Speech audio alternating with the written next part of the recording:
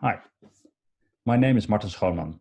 I co-founded Beep Foundation and I work as an advisor on pollination ecology at Naturalis Biodiversity Center.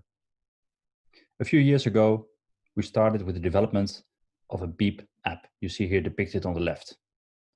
And more recently, we developed a sensor system we call the Beep Base. I'll talk about both of these in this presentation. So the Beep app is a responsive web app, which means it works on any device, but it can also be installed with an icon on a smartphone, for example.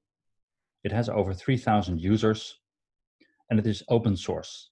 We're a non-profit organization, and we decided to, through subsidies, public funding, to also create code that we share publicly. The app is also free to use, and behind the app is a data structure I'll show in a minute. So the data structure is very structured, yet it allows users to customize what they want to do with the software. And you see here the URL, which you can use to access this app. So the data categorization is shown here. It's a structure which allows picking what somebody might want to use in their Hive logbook. The main branches are bee colony, disorder, food, production, weather, and there's an overall category for general notes and reminders. It consists of over 600 standardized items, and it's translated in 7 languages. So input for this data categorization has been the Health Status Index, the Bee Book, Wikipedia, and other sources, because we found that no standard existed yet. And also at the moment, there's a working group, the Apimondia working group on bee data standardization, also called BXML, which we also contribute to. I'm the co-chair of that working group. So what does that look like in practice?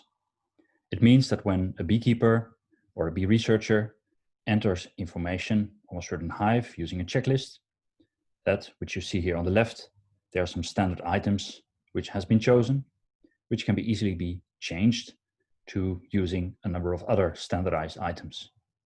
And you see in the example on the right that a number of fields have been filled out. There's smileys, star ratings, but of course there are also numeric fields, notes fields, and so on.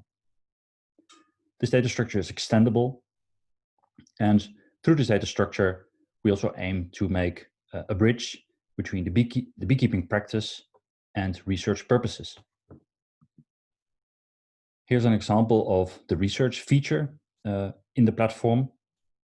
It means that various researchers can use the tool to make it fit their needs, their data collection needs. This can be done through custom checklists. There are 5 checklists in this example, adding protocols. So how should data be collected? Through this means beekeepers can participate, for example, in a citizen science project, and data is collected. Through collaboration feature, beekeepers and researchers can also see each other's data. Or when beekeepers manage hives together, they can also collaborate and edit information at the same time. So obviously data can also be exported through CSV format or application programming interface to make it very flexible to pull data whenever to other processing software, for example. The particular research example you see here on the screen is called BeeGood. The subtitle is Giving Beekeeping Guidance by Computational Assisted Decision Making. It's a project that started last year, which runs for 4 years, funded by the Horizon 2020 Fund. And with 17 partners, we're further improving this platform, we're further improving the bee base, and also developing a bee data portal. So then onto the next subject, which is the bee base. So it consists of a steel frame with legs that can be removed or can be replaced, which also is convenient for packaging. In the middle, there's a weight sensor, and the little white box is where the computer sits for data collection, data processing, and data transmission. The 2 cables, one at the bottom is, there are two cables. So one at the bottom is for the microphone. The one at the top is for the temperature. And these are, in the standard Beep base, just two of the sensors, well, two of the three sensors that are attached, but multiple sensors can be attached through the device. And at the heart is this PCB, a custom designed PCB. And we've optimized for energy efficiency. And because of that, it can run for at least a year on 2 AAA batteries and measure every 15 minutes and send the data every 15 minutes. So obviously when you change these settings, like sending the data less often or sending it only when necessary, more battery power can be saved.